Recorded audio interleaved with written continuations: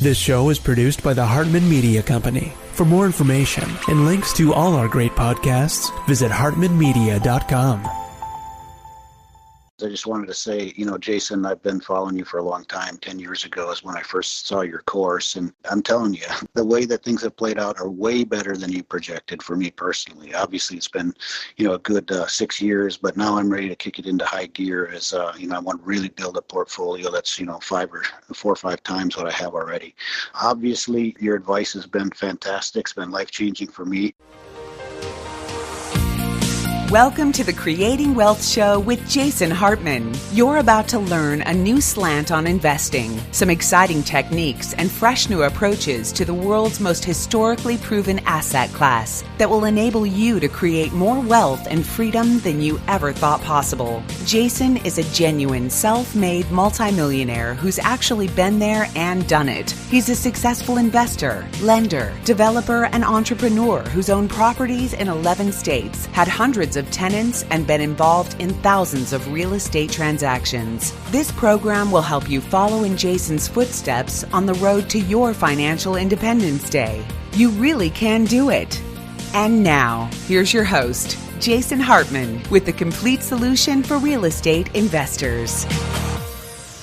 Welcome to episode 1993, and greetings from just outside of Ecuador with an elevation of approximately 12,000 feet. High altitude here. We are at a beautiful spa with some natural springs, hot springs, and you go dip in those and heals your body. So that's what we're doing here. We left the Polo Club where we were staying before and having this great retreat and mastermind session here just outside of Quito, Ecuador. Anyway, we got a great show for you today. Our guest is the author of The Tower of Basel, as in Basel, Switzerland, not the Tower of Babel, the biblical reference. And it's about the shadowy history of the secret bank that runs the world. And hey, banking is certainly a topic that should be on all of our minds, as we have now had another bank failure. First Republic Bank just acquired, the assets acquired by JP Morgan Chase. So all of those accounts will be changing over. What a big hassle. Folks, I tell you, so many people are viewing these bank failures incorrectly. They are viewing them as though it is the end of the world. And as opportunistic investors, we should be viewing this as another sign of massive inflationary pressure in the system. So I believe the numbers are something like, and we'll go into this deeper on a future episode, but something like $19 trillion on deposit, of which only 10 trillion of those, I believe, are insured. Don't quote me on that. I'm not looking at it. I've been reading a bunch of newsletters and so forth. There's a lot of uninsured deposits out there in the system, right? And Janet Yellen has basically stated that we're going to bail out and rescue whoever we want, based on the too big to fail concept, but really based on the political friends concept, right? That's the way our world works. It's all cronyism. It's all absolutely appalling, but it is what it is. And we have what we have.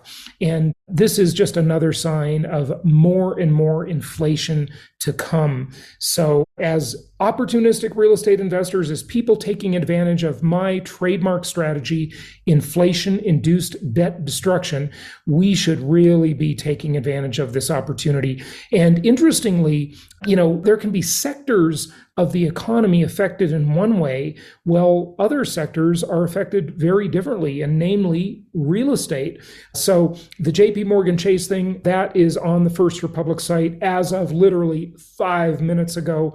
I just took the screenshot for you. There were a lot of writers over the weekend and just this morning putting out newsletters saying they weren't sure what was going to happen, but it looks like this is what happened. Okay, so we will see what happens there. But inventory in housing, let's just talk about this, remains very, very low. And remember, when we talk about inventory, of course, we need to separate it into two major parts: new home inventory and resale or existing home inventory, and how that plays out. This article was really interesting. This is by Logan. He's been on the show a couple of times. He writes for Housing Wire as their chief economist.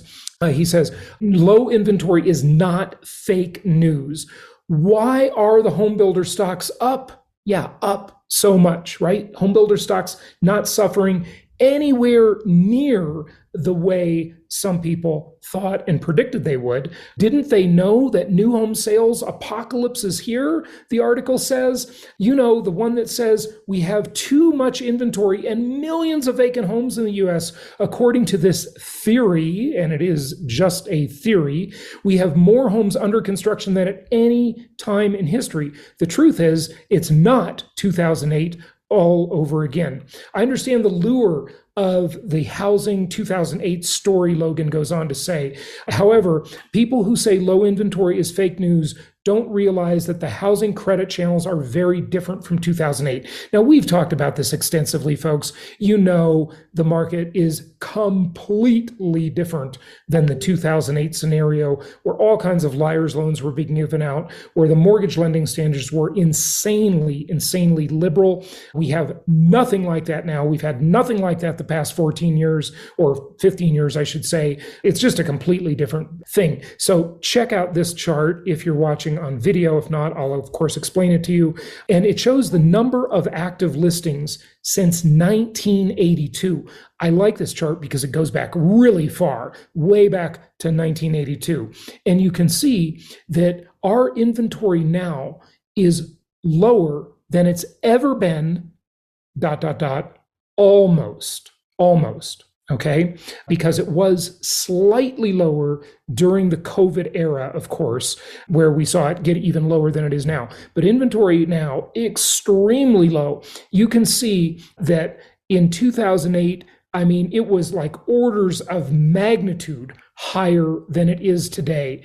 And even in 2000, when inventory got very, very low, and in about, I guess that would be about 1994, inventory also got very, very low. It's lower than any of those times, except for that little blip during the COVID era where it got even lower than it is today. But inventory is still extremely low. Remember, in terms of active listings, only about 400,000 homes for sale in the country. We need triple that. We need triple that just to be at the normal mark. But again, always segment new homes to resale homes. The statistics I just shared are MLS statistics from the multiple listing service. Now, the other thing, of course, that we've talked about many times over many years on the show is simply demographics. And I love studying demographics because demographics really show you the destiny. They show you the future. There is just no question that based on approximate ages of people moving through the population pyramid, they will act and spend certain ways at certain periods in their life. Now, it does get skewed a little bit. Certainly, it's been skewed with the millennial generation who has postponed marriage, postponed household formation. You all maybe saw the Failure to Launch movie, that comedy movie, and that is certainly true. But at some point, the dam breaks. And this shadow inventory, even of the millennial group, so many of them delaying things and sort of moving into that phase much more slowly, they even are still moving into it. It cannot wait forever. So the launch will happen.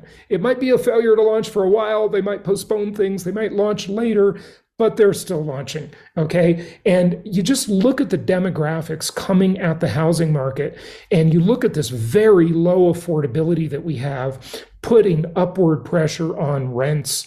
I mean, you know, there's a lot to take advantage of. And not the least of which, let's just talk before we get to our guest today, just for a moment about inflation-induced debt destruction again, because with an offer like our 100% financing offer, that you can only do 5 homes on this, and the lender is overwhelmed, but get in touch with us through jasonhartman.com if you're interested in this product. It is a very unique, very special product, and you have to qualify for it. I mean, you got to jump through all the hoops, folks. This is not some easy loan to get. It is a fully underwritten loan product, but it is unique because think about it. If you're putting 20% down normally, and you've got to pay a little bit of a premium. Our last borrower that did this was only really paying about 3/4 of a point premium, still cheaper than what's called a DSCR loan, debt service coverage ratio loan. They were paying about a 3/4 of a point premium for the privilege of getting an extra 20% inflation-induced debt destruction. And with bank bailouts and government budget problems, the specter of inflation, even much greater than we've seen already, looms really, really large. So don't be fooled. I mean, people, the investors that take advantage of this are going to win the game, as they always have. And just a comment about some of these naysayers out there, it seems like every time I do an interview on YouTube, I get trolled by these idiots, these absolute idiots who are just jealous people who missed out on the housing boom.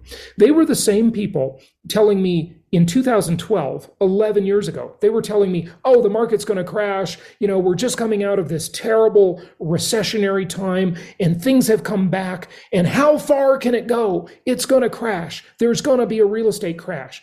That's 2012. I was hearing that. Okay. And by the way, I was predicting the real estate crash in 2005 that happened just a couple years later, whether you think it's 2007 or 2008. I really saw that by spring of 2006, the real estate market had crashed. And I was predicting that. All you need to do is go back and listen to my old episodes. You can hear exactly what I was saying at that time.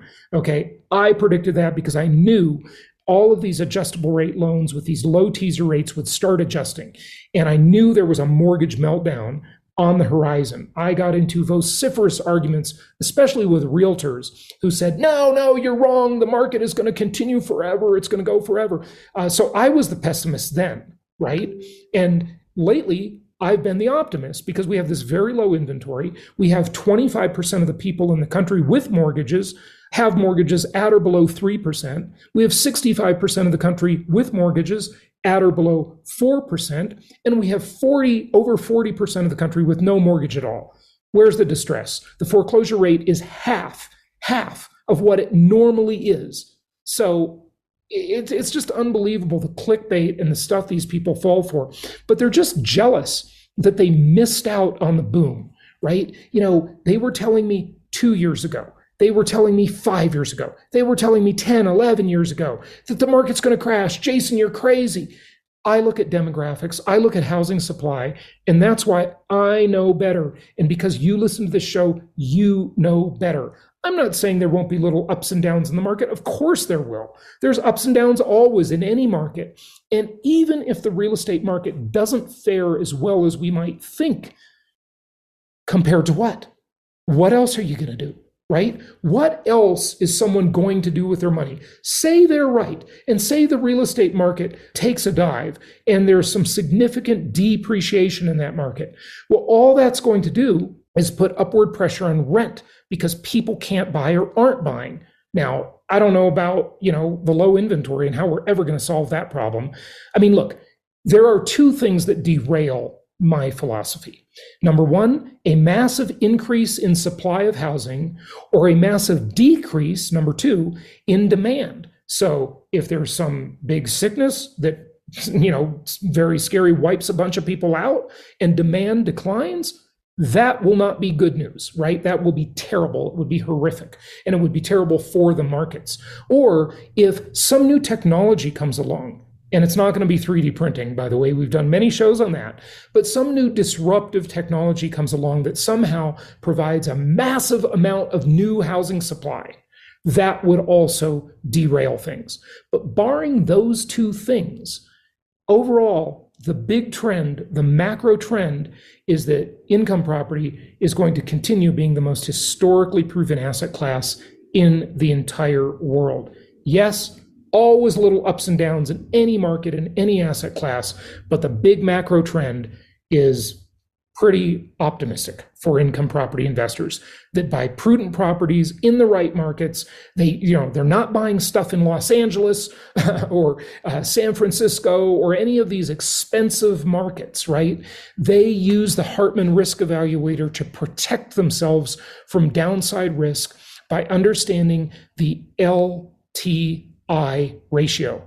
That is the land to improvement ratio, and how that benefits the protection of downside risk when it comes to income properties. So all of this on many prior episodes, you can listen to those at any time. They're all out there for you. So I really encourage you, always listen to our Flashback Friday episodes, because you'll see what we were thinking many, many years ago, and how a lot of those things, actually most of those things, except interest rate predictions, they pretty much all came true. I mean, the track record is just, I don't know how you argue with it, but people will continue, mostly out of their jealousy and envy, because they are disappointed with themselves because they did not take action and buy prudent properties in prudent markets that made sense from day one.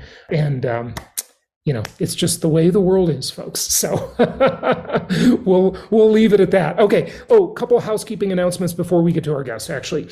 I'm here in Ecuador, and I look forward to joining all of our pro members and our mentoring members. Remember, we have a new schedule for the first week of the month for our mentoring members. Same schedule for our pro members as always. We always see you the first Tuesday of every month on Zoom, and we look forward to seeing you. That's tomorrow, because it's Monday today. So we look forward to seeing you there. And just mentoring members, I want you to remember, we do have that change in schedule for the first week of the month, and that is this week. All right, we will see you tomorrow night and on the next episode. And let's get to the interview with our guest and talk about the Tower of Basel and the bank that controls the world. Here we go. It is my pleasure to welcome Adam LeBor to the show. He is the author of 15 books, including The Tower of Basel, and in Basel, Switzerland. That's where the Bank of International Settlements is located. And the subtitle of the book is The Shadowy History of the Secret Bank That Runs the World. So we're going to go deep into that topic and some other related topics if you're concerned about inflation, central bank digital currencies, and all things central banking. This is the bank for central banks. It's the place that they meet, and I think you'll find this interview to be very interesting. Adam, welcome. How are you? I'm fine, thank you. Thank you so much for having me on the show. It's my pleasure, and you're coming to us from London, right? From London, yeah. Fantastic. Well, first of all, I think it might be helpful for the viewers and listeners for you to just distinguish between these entities we all hear about, but we don't know much about. And I would say the World Bank, the International Monetary Fund, and the Bank of International Settlements. What is the difference between these three big entities? The Bank of International Settlements is the bank for central banks. It's where some central banks do their banking. It's also a place where central bankers meet to talk about monetary policy. That means the control of the money supply. And it's a research institute. The IMF, the International Monetary Fund, is involved at a state-to-state level, providing loans and packages of financial support and advice. So if a country gets into a terrible mess, for example, like Britain did in the 1970s, it went to the IMF for a loan. So the BIS doesn't do that. The World Bank is concerned primarily with development projects in the developing world. Excellent. Okay, so now we understand those differences. And I mean, do all central bankers from every country participate in the Bank of International Settlements? Or, for example, our central bank in the United States, the Federal Reserve, does it do things on its own, or does it do them in coordination, or at least meeting with and banking with the BIS? So the Fed is obviously a key member. Its governor, the governor of the Fed, attends the meetings of the bank of the BIS governors' meetings, as does the Bank of England, the French National Bank, the Bundesbank. All the major players go to these meetings every other month and talk about monetary policy. Mm-hmm. So that's what I was saying. Monetary policy is to do with money supply and interest rates, as opposed to fiscal policy, which is to do with tax Taxing and spending. Yeah. Taxing and spending. Yeah. So central banks, they're obviously working with their treasurers and their finance ministries, but they're not deciding tax policy. They're deciding interest rates and money supply policy. Right. Absolutely. So the subtitle of your book is about the shadowy history of this secret bank that runs the world. Expand on that idea, if you would. Yes. So the BIS was founded in 1930. It has an absolutely fascinating history. It was founded to channel German reparations payments for the First World War. After the First World War, Germany had to pay reparations for that. And so they needed a financial instrument or institution to do that. So it was set up by a man called Hjalmar Schacht, who was the president of the German Reichsbank, and later became best known as Hitler's economics minister, and essentially was the man responsible for sorting out the Nazi economy after the chaos of the Weimar Republic. And his very close friend was called Montague Norman, who was the governor of the Bank of England. So they set up this bank, the BIS. They set it up in Basel. Why in Basel? Because mostly in those days people traveled by train, and Basel was easily reached by lots of train lines. And even now, the BIS's headquarters, it's in a different building to the 1930s, is right by Basel train station. So that's how it ended up in Basel. Mm-hmm. And then one of the fascinating things about the BIS is that it's set up as it's set up by international treaty. So although it functions as a bank and a meeting place and a research institute, it has the same protections as indeed do the IMF and the World Bank, diplomatic level protections. So Swiss law doesn't really apply. That Swiss police can't enter the BIS without permission. Its high level functionaries have diplomatic level of protection. Its assets can never be seized by the Swiss, in the unlikely event it went bust and or owed creditors something. It's kind of extraterritorial. So it's very, very interesting institution. Mm-hmm. Yeah. And you're in favor of the BIS being here as part of the system, but you are critical of it for certain things, right? Yes, I think it's good that the BIS exists because we need it. We need a place where central bankers can go and meet. That's good that, especially in a globalized economy now where what happens in one country instantly rebounds in another country. We've seen with Credit Suisse and, the SVB Bank in America that went bust, it bang, instant rebound around the global financial system. So we need that. But my critique is that we should know much more about what happens in these meetings of central bankers, because central bankers are public servants. We pay their salary and they're taking decisions that are crucial to us. How much are our savings going to earn? What's our mortgage rate going to be? All this stuff is taken by central bankers. And if, I'm a reporter and I just instinctively feel when powerful people meet in secret meetings and we don't know what they're talking about, we need to know. The Fed publishes the minutes of its monetary policy committee meetings. So does the Bank of England. So, why can't we know more about what the BIS does and what's going on in those So meetings? They don't publish minutes then? They don't publish minutes. No, they say the meetings are confidential. Yeah, it's interesting because nobody really in the US would believe that the Fed is transparent. So, and they publish minutes. So this is one step, more secretive than our Federal Reserve, which is pretty secretive in many ways. People are very critical of the Fed, as I think they should be. What the BIS says, I'll just give them, they're not here, so let's give them their chance to respond. What they say is that the bankers need to be able to discuss things in confidential surroundings so they can speak confidently. Now, I understand that. I wouldn't say that we need to know that the Bank of France president said this and argued for that, and the Bank of England said, no, how about that? But what we can know is who was there, how long did the meeting go on, what were the broad themes of the meeting, what was the consensus, So there's a halfway house here. Yeah. Talk to us about the way, we don't know exactly, but, maybe speculate even too, or tell what you do know about the way these central bankers are coordinating things. And one, of course, recent example would be the change in monetary policy, which was just massive, maybe the biggest change ever during COVID. They're really coordinating to inflate away the value of people's currencies. And they seem to be doing this in a very lockstep fashion. They do it at the G7, G20 meetings as well. Talk to us about this. Yeah, well, I think what happens or is what you know about it. A consensus emerges, and you're right to focus on COVID, because one of the things that central bankers always say is and their mandate is to control inflation. The European Central Bank has to keep inflation down between 2%. The Bank of England's inflation target is 2%. But at the same time, they flooded the economy with cheap money. I mean, in Britain, we had a thing called Eat Out to Help Out during COVID, whereas you could, go to a restaurant to keep the restaurant business going. The government would pick up part of your tab, and we had a furlough plan where you could, the government would pay for people's salaries. Now, I understand that COVID came out of the blue. Essentially, it needed fast, sharp responses, but it went on and on and on, all this money flooding in. And then, hey, guess what?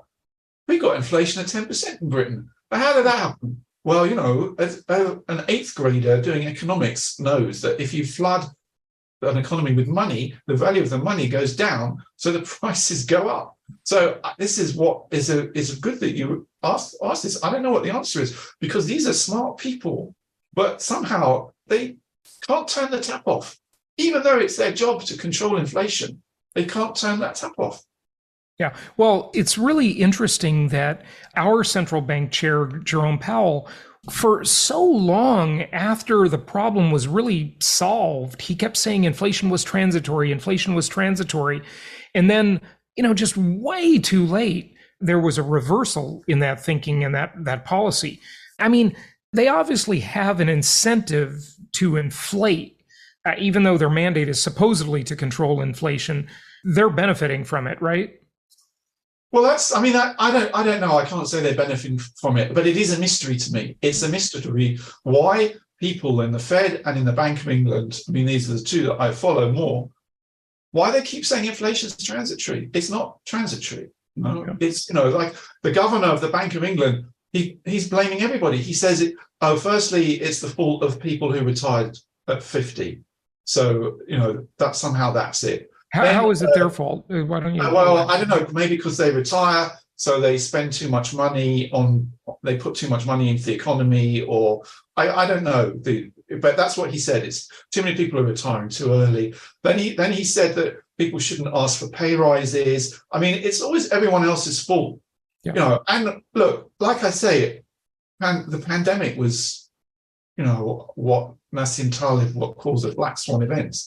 But okay, even so, you can work out different options for dealing with it. And, maybe at the start, you pour some money into the economy because you've got to keep things going and you've got to stop people panicking. But for so long. Right. I agree. They were just way too accommodative. At the start, I agree. Look, if you're going to, I'm not really a fan of central banks. I think the free market should just control the value of currencies. But again, we have what we have. And it was okay with me that they did the initial easing, the initial injections, but they just kept the party going for way too long. Yeah, exactly. Yeah. And now we're all suffering from the whiplash effect of that. Completely. Completely. And also the psychological effects on the society. I don't know so much about what happened in America, but here, there's been a kind of shift that people don't want to go to work. They want to stay in there. If so many people want to work at home, stay in the offices. If we have more than 1 in 5 people of the age cohort that should be economically active are not economically active. People are on antidepressants. People are feeling socially isolated. It's had terrible, terrible consequences, not least for children as well, who are not economically right. But now you're talking about the pandemic in general. You're not talking about the BIS or. Yeah, that's true. Yeah. What else do you want people to know about the BIS? Well, I want them to know about its history, that it has such a strange history. That here was a bank set up in 1930, and during the war, it kept going, and it was regarded. It was doing a lot of services for the Third Reich, and it was regarded by the Nazis as one of their key foreign exchange branches. Well, and your book to that subject is called what? Hitler's Bank, right? Yeah, well, the president of the BIS was an American called Thomas McKittrick.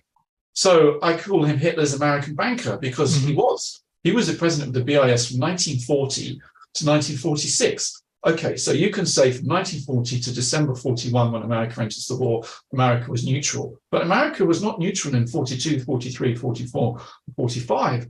And so here you have an American running this bank, which is providing services to Nazi Germany. And I just thought it was an incredible story. And it's the one reason why he was doing that, I suppose the case for the defense is that he was gathering intelligence, which he was passing on to Alan Dulles. Now, Alan Dulles, as some of your viewers will know, was the head of the Office for Strategic Services, the precursor to the CIA station in Bern, Switzerland, where he was one of the most important American intelligence officers during the Second World War. And what would happen was that a man called Emil Pohl, who was the vice president of the Reichsbank, he would come down to Basel for a nice chat with Thomas McKittrick, and then McKittrick would tell Alan Dulles what Pohl had told him. So I suppose that's kind of the case for the defense, that it was a channel and for getting information from the Nazis to the Allies. But it's absolutely extraordinary because he could have shut the bank down.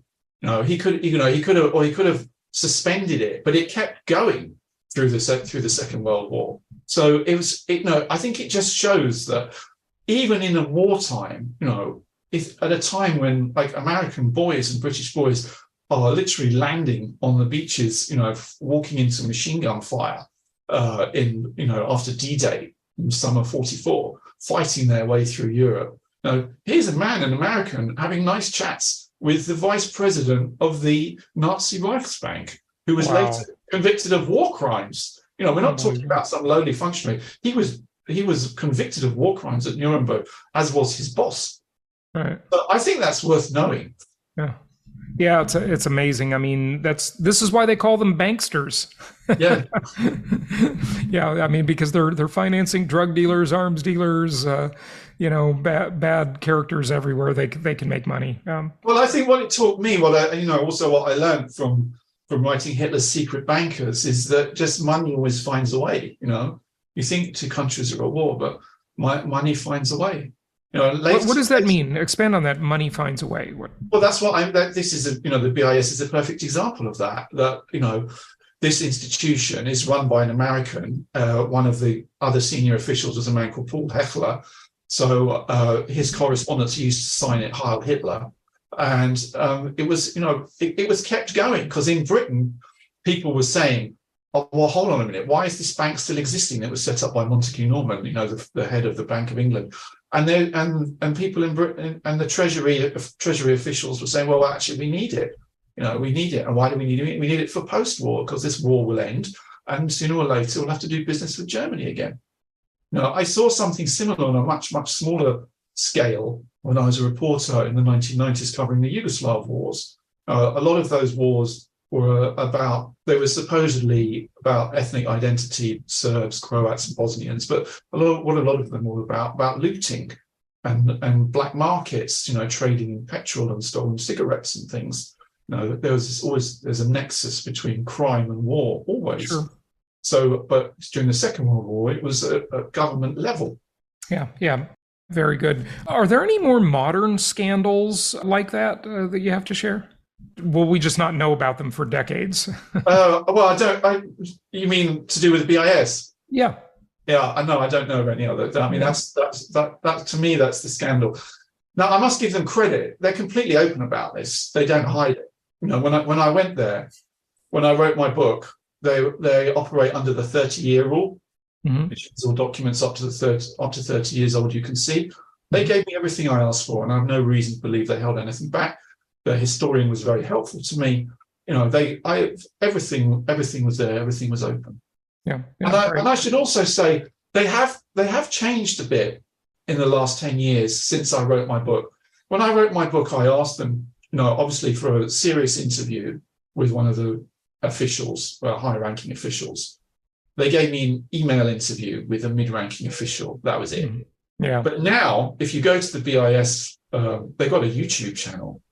and they have a young woman doing a 5-minute intro. I watched one of those videos. It just seems like PR video, though. It's but you get in the building, you see what the building. It's better than nothing. It's the door. You go through the door. Yeah. So it's changing a bit. It is, because also the world is changing. They have to. The idea of being so unaccountable and so opaque, it's not like that anymore. Yeah. So what is the connection between the BIS and, they were trying to shut it down after World War II because of the Nazi connection. And how did it pave the way to the euro? Yes, obviously, after the Second World War, especially in America, there was a lot of anger. How come this American banker, Thomas McKittrick's, been so helpful to the Nazis? So in the US Treasury Department, Harry Dexter White and Henry Morgenthau, who was the Treasury Secretary and his key aide, they wanted to push for the bank to be shut down. And some people were even calling for McKittrick to be prosecuted, as a war criminal or for being on the side of the Germans. But that didn't happen. The BIS had some powerful allies, including, for example, Alan Dulles, who we talked about. So it reinvented itself. It stayed in business. Plus, also, it was a functioning bank, and it was a bank for quite a few countries, with shareholders from important countries. So I suppose it would have been tricky to shut it down. But anyway, it's always been very nimble. So it reinvented itself as the place where a lot of the preparatory work was done for the euro. Because if you think about something like the euro, the Deutschmark and the Italian lira and the French franc, they can't just be wiped out. What they had to do was narrow the exchange rates, to bring them more in harmony, to stop the big jumps around, so that when the single currency did come to exist, it was a much smoother transition. So that was something called the snake in the tunnel. So the idea is that you've got this tunnel, but the currencies are moving around in it, but the tunnel gets smaller, so the snakes have less room to maneuver. So a lot of that preparatory work was done at the BIS through the 50s and 60s and 70s. And then that was done at something called the European Monetary Institute, which then became the European Central Bank. So the euro is very much a creature of the BIS. Mm-hmm. Very interesting. Very interesting. I bet very few people know that. I certainly didn't. Yeah. So it came straight from there. Yeah. What is your opinion on the outlook of the euro as a currency and the EU in general, especially given that you're in London and post-Brexit? I'm no longer in it. Yes. Well, yeah, I know. That's my point. Yeah. Well, I think two things. I think that the EU as a currency is here to stay. It's not going anywhere. I think it's very interesting that when we think about the history of the euro, no country's population was ever asked if they wanted to get rid of their national currency. It was just done. Mm-hmm. It was just removed.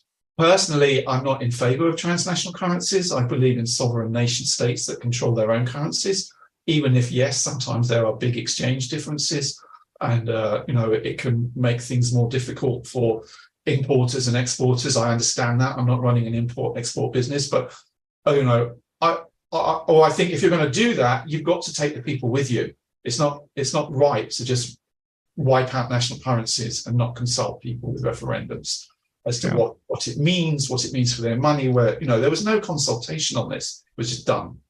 So I think, though, that obviously the euro is here to stay. It's the unit of a very important part of the world. It's covering. I'm assuming, since you believe the euro will stick around, then of course the EU will too, right? Yeah, absolutely. The EU will stick around. The question for the EU is how much farther down the federalist path it will go. Because the huge contradiction about the euro is this. You have all the Eurozone members with the same currency, but the currency, so their money supply is controlled by the European Central Bank. And okay, their central banks have a vote on that, but they're not autonomous in their money supply anymore. And there's a massive disconnect, as even the people at the BIS who made the euro admitted, it's going to be very problematic to have a currency that's got one central bank controlling the money supply, but different fiscal, tax and spend policies. And that disconnect is very problematic because that's one reason why Greece got in such a mess. Greece was brought into the euro before, arguably, it was ready. But, the countries are kind of semi-independent or semi-autonomous. But at the same time, no one, I think, is going to argue that there's be a central European fiscal policy. It's because that's the economic logic of a central one unit currency, is that there's a central fiscal policy too. But no one is going to argue for that, to say, in France and Germany or Italy, we're no longer going to have the power to decide what our taxes are. I mean, I just think Britain had the greatest escape to, because there was some time here when there was a lot of talk about joining the euro, and, I'm so happy that we did not do that. That would have been much harder to disengage from that. Yeah, I mean, we wouldn't have been able to. But, that as EU membership aside, I think the idea that your monetary policy is controlled, you lose control of it. That's why I was always puzzled by lots of Scottish people when they say they want Scottish independence. They say we're going to join the euro. So do you understand what that means? Because you'll have even less control over your money supply than you do, being part of Britain. At least in Britain, you're part of the state. Right. And what just seems incredibly difficult to me is the fact that you can have countries with such different levels of productivity in their economy joined together. I mean, Germany and Greece, or Germany and Spain. Like how can those two coexist? But well, that's it. That's the great contradiction, isn't it? And it's strong enough and it's durable enough that it can absorb that the buffer exists. But in the long term, I don't know if in 20 years what it will be. Nobody knows. I mean, if you ask economists about the future of the euro in 20 years' time, I'm sure some will say it won't exist. Some will say it'll be even stronger. Some will say we'll have, brought in another 27 countries. Who knows? It's not possible to say. But yeah, that is the fundamental disconnect. And the problem is that you've got unitary monetary policy and disparate national fiscal policies. Well, Adam, this has been a very interesting discussion. The book is available, as well as your other 14 books in all the usual places. Do you want to give out a website or anything? Yes, you can go to my website. It's my name, www.adamlebor.com. And you can follow me on Twitter at Adam LeBor. Excellent. Adam, thank you for joining us. Thank you. Thank you so much for listening. Please be sure to subscribe so that you don't miss any episodes. Be sure to check out the show's specific website and our general website, hartmanmedia.com, for appropriate disclaimers and terms of service. Remember that guest opinions are their own, and if you require specific legal or tax advice or advice in any other specialized area, please consult an appropriate professional. And we also very much appreciate you reviewing the show. Please go to iTunes or Stitcher Radio or whatever platform you're using and write a review for the show. We would very much appreciate that. And be sure to make it official and subscribe so you do not miss any episodes. We look forward to seeing you on the next episode.